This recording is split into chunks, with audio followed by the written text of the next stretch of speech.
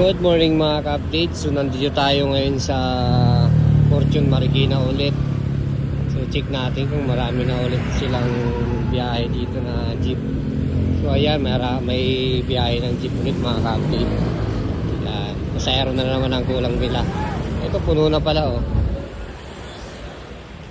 Kasi nung mga nakaraan, grabe, daming nilira dito na mga pasayro, kaso walang masakyan talaga. Ngayon na yun, may mga jeep na ito, halos laman. Kaya sana bumaba na yung mga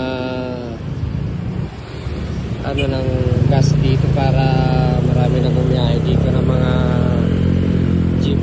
Para hindi na mahirapan yung mga pasayro nila kung saan pupunta. Dahil grabe talaga yung mahal ng gas ngayon mga ka-update. So yun lang mga ka-update, kung kayo ay pabiyahe, mag-iingat po kayo ha. So God bless mga ka-update.